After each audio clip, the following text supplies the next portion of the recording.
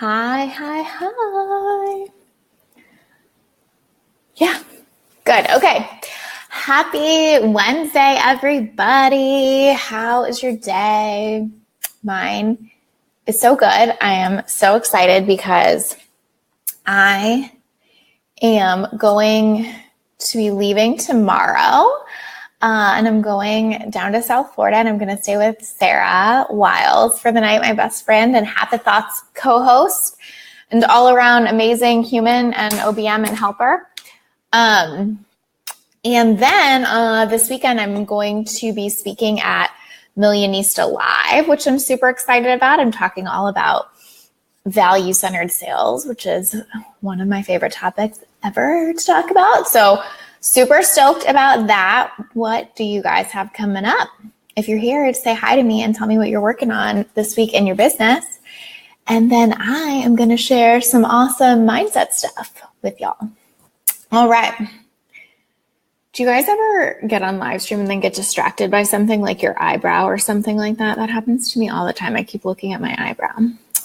Debbie says, I hope you have a fabulous time and kick butt. Thank you, Debbie. I'm super excited. I plan on kicking butt. All right, so have some exciting other news this week, which is that we just hit 5,000 members in this group, which I'm so excited about for so many reasons. I wrote a post all about it, so I won't bore you with saying them all again here.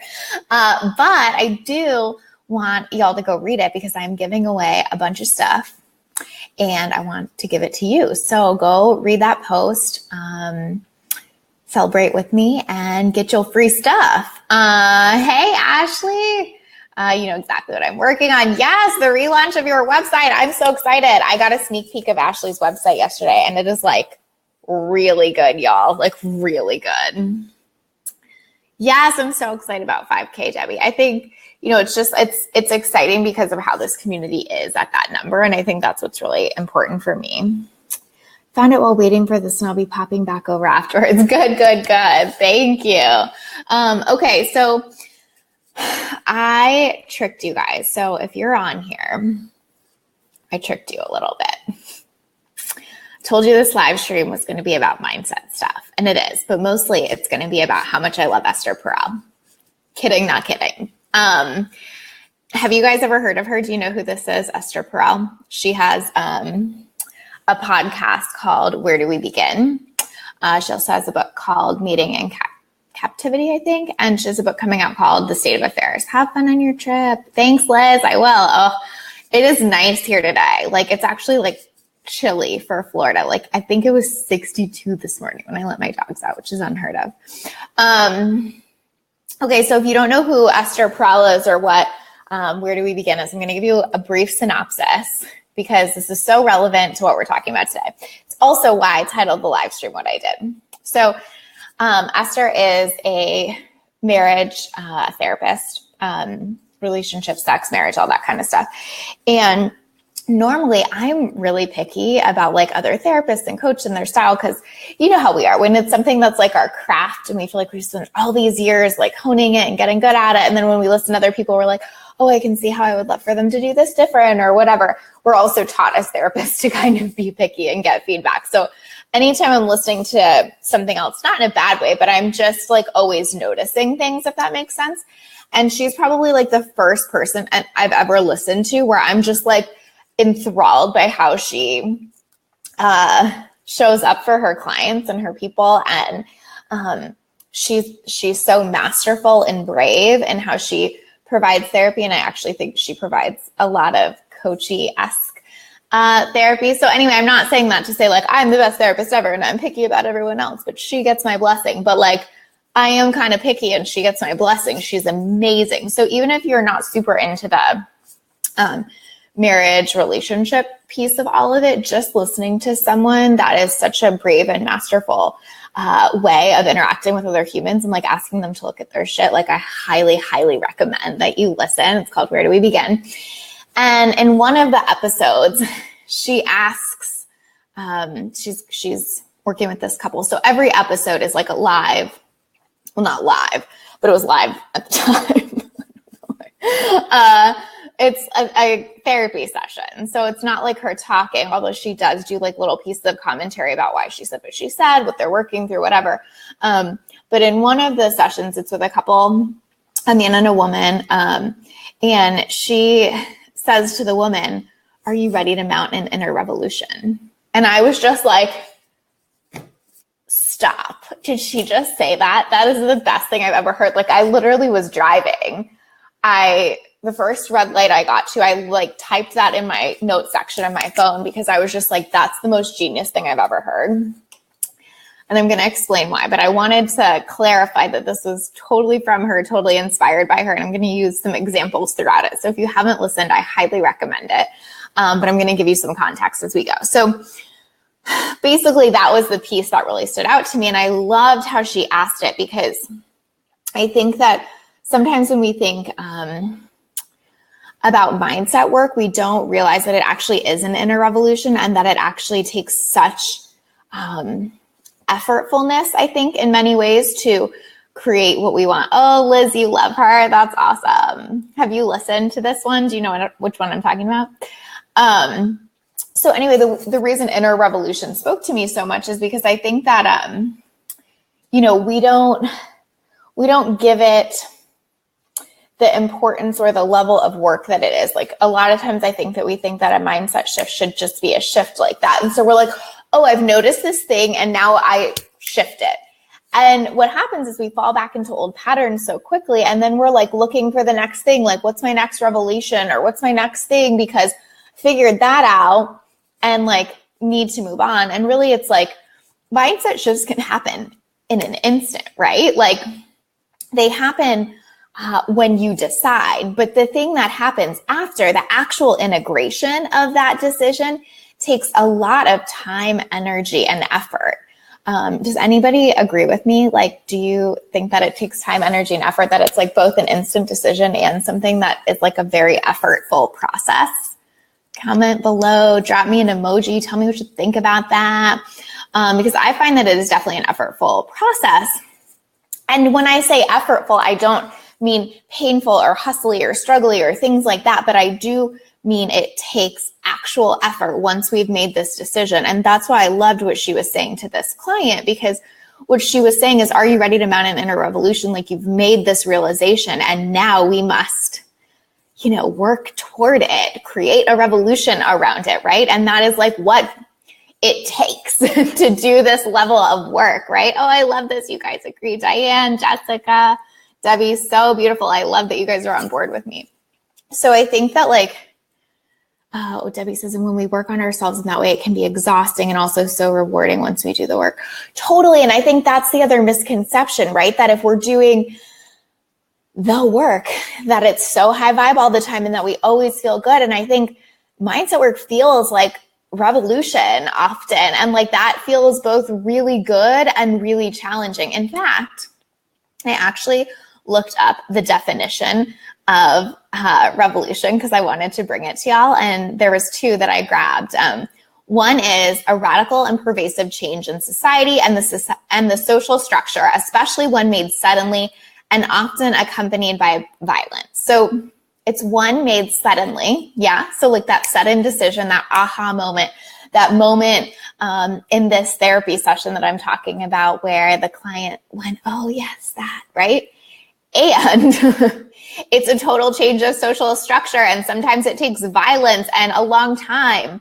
The next one was a sudden, complete, or marked change in something, right? So all of this is so perfectly relevant. And I'm going to continue to steal her term inner revolution because I think it captures it better than anything I've ever heard, because it is work. It is both like a sudden choice, and it takes the tenacity of like a revolutionary to do that, right? But in many ways, all of us doing this work have that revolutionary spirit about us, right? We don't want to be part of the system. We want to buck the norm. We want to do the thing we're meant to do.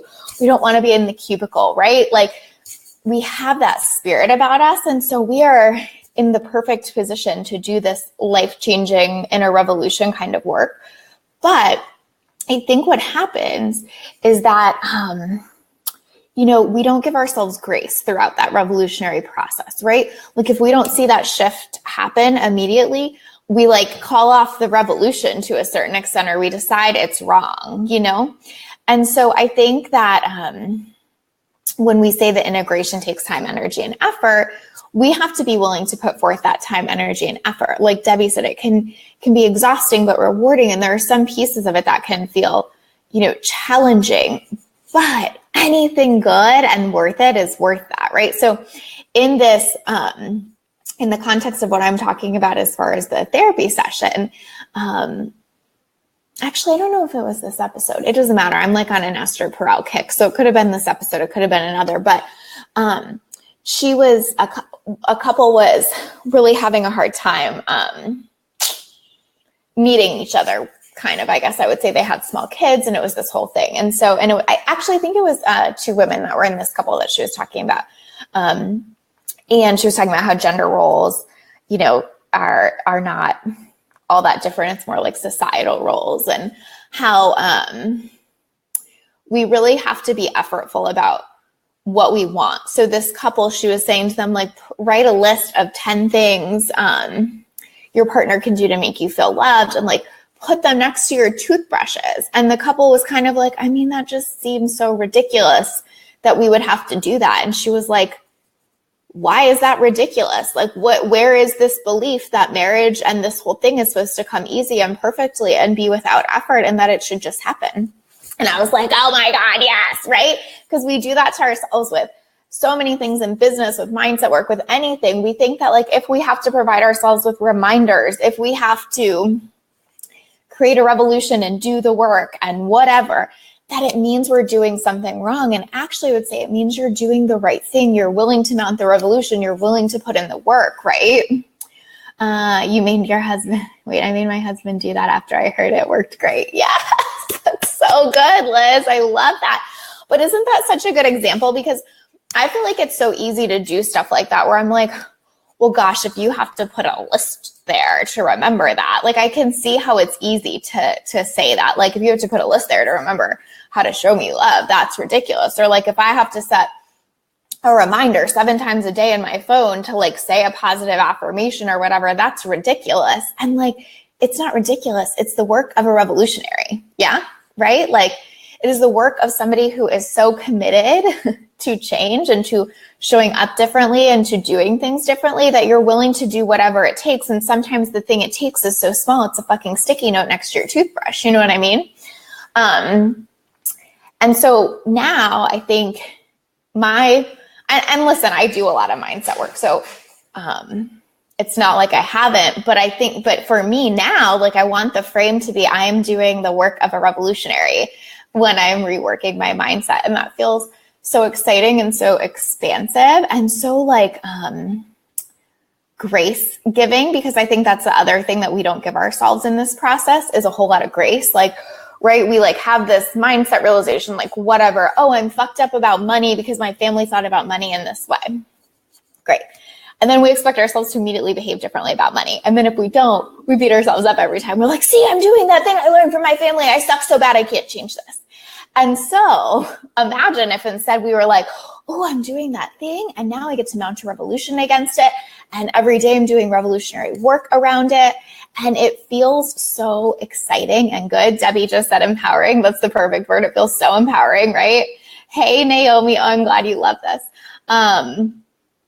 So yeah, I just have found this podcast to be so insightful and permission giving. And I love the way that she gives all of her couples so much permission to like be where they're at. So there's this other couple, this was actually 2 men. And that's another reason why I love this podcast, because she has like transgender couples, all different like ages, different orientations. Like it's just really cool. But like the message is similar, if that makes sense. And the message is do the work and be where you're at. And God, that's the fucking message in business and mindset work too, isn't it? Like do the work, but be where you're at. So this other couple was 2 men, and one of them had like really significant trauma in his early life. And so when his partner like reached out to hug him or comfort him or whatever, he would like tense up and shy away. And then the other partner felt really rejected. And so it was this whole bad cycle, but it was like not about their relationship, if that makes sense, right? Oh, Naomi, it's called Where Do We Begin with Esther Perel. It's like all about, she's a marriage therapist, and it's like her sessions. It's amazing. I highly recommend it. And it's where this title came from and where this whole idea came from. So anyway, this guy would like tense up, his partner would feel rejected, and it was a whole thing. And the one that would tense up, he was like, it's just so ridiculous and so abnormal that a person would tense up when they're being hugged by someone they love. Like, I'm so not normal. And she basically said to him, like, what is that? Like, what is normal? And she was like, based on what you've gone through, like, it's very normal. And even if it wasn't, who really cares? Be where you're at. Like, now your partner knows it's not about you. So when you tense up, he's going to hold you through that. And you're just going to be where you are. And you're going to let your brain catch up for a second. And you're going to give yourself a minute to go, oh, I'm safe here. And you might take a minute. And the next time you might take 45 seconds or whatever. But it was just so beautiful how she was like, what the fuck is normal? And also just be where you are. And also let yourself improve a little bit.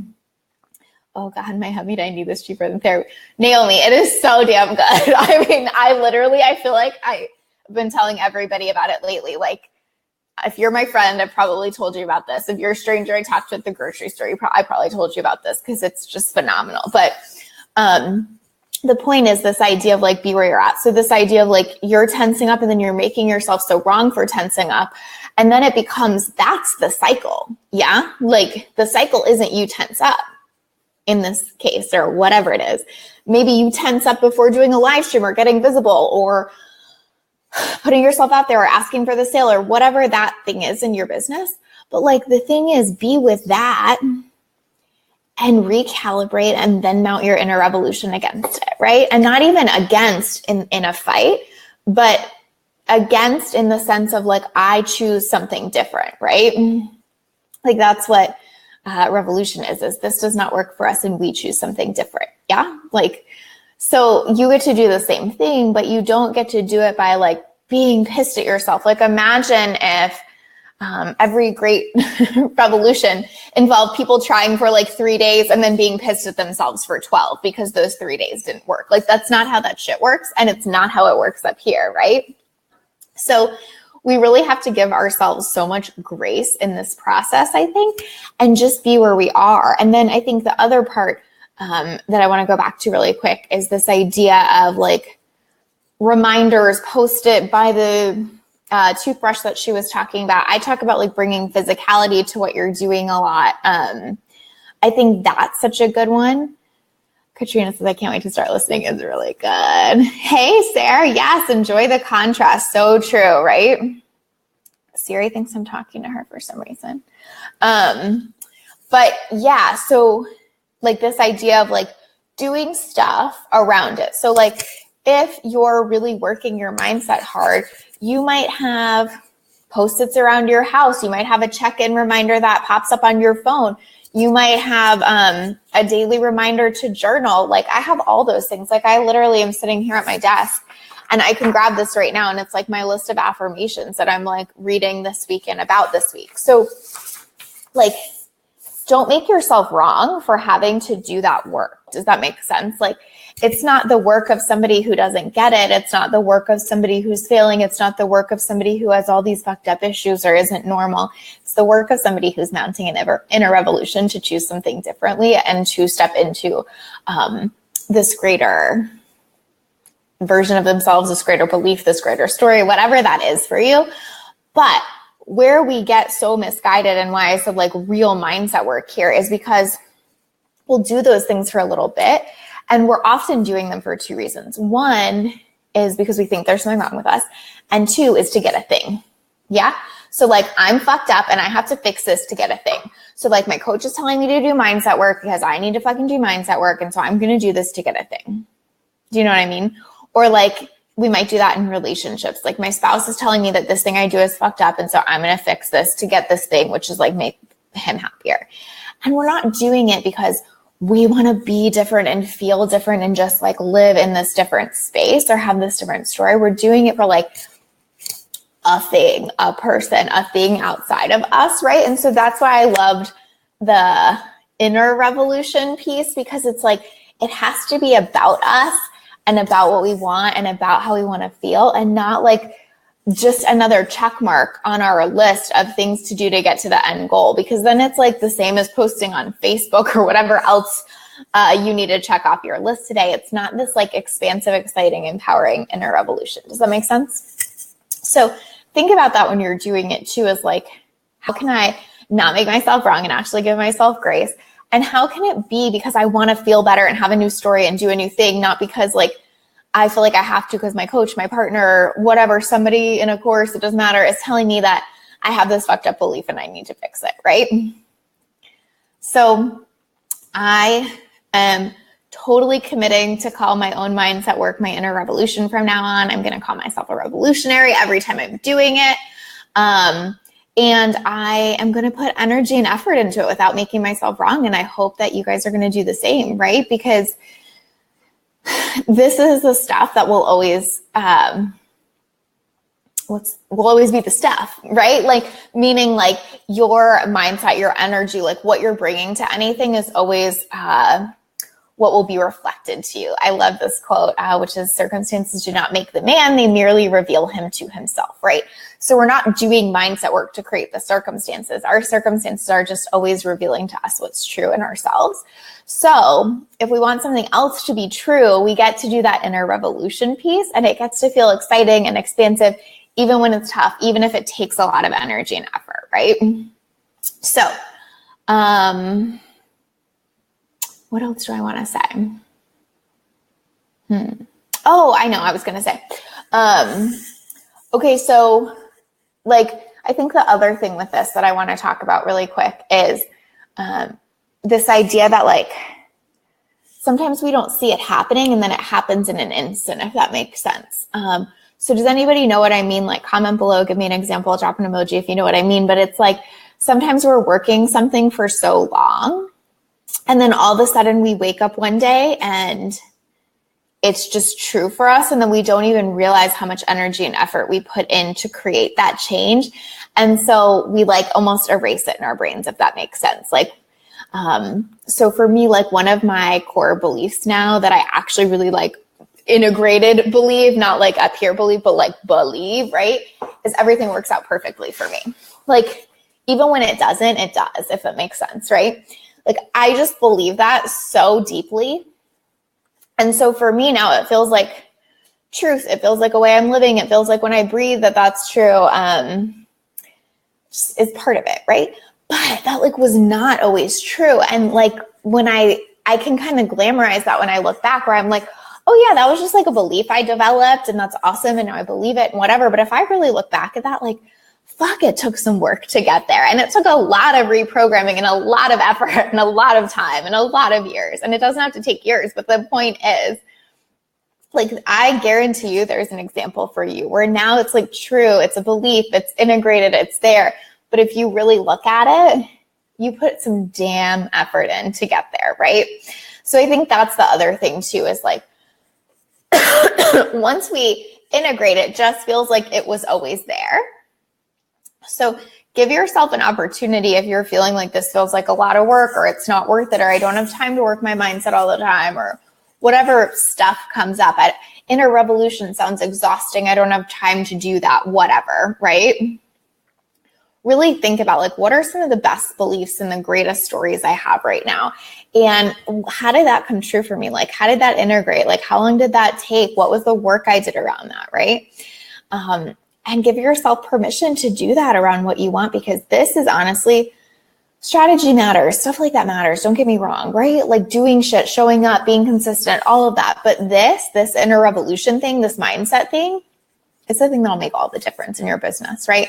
And anybody who's ever worked their mindset, like, you know that's true, right? So give yourself permission, and then also look back at your evidence. Like, I'm sure you all have those same stories. Mine around the everything is perfect thing.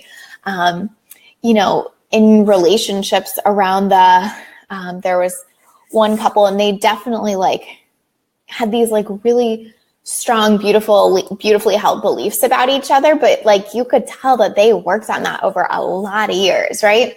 So give yourself permission, mount that internal revolution. When you're doing that mindset work, see yourself as a revolutionary and let it excite you and bring you joy instead of feeling like somewhere you're fucked up, something you're doing wrong, something that has to be hard, because this work will make all the difference. Promise. Okay.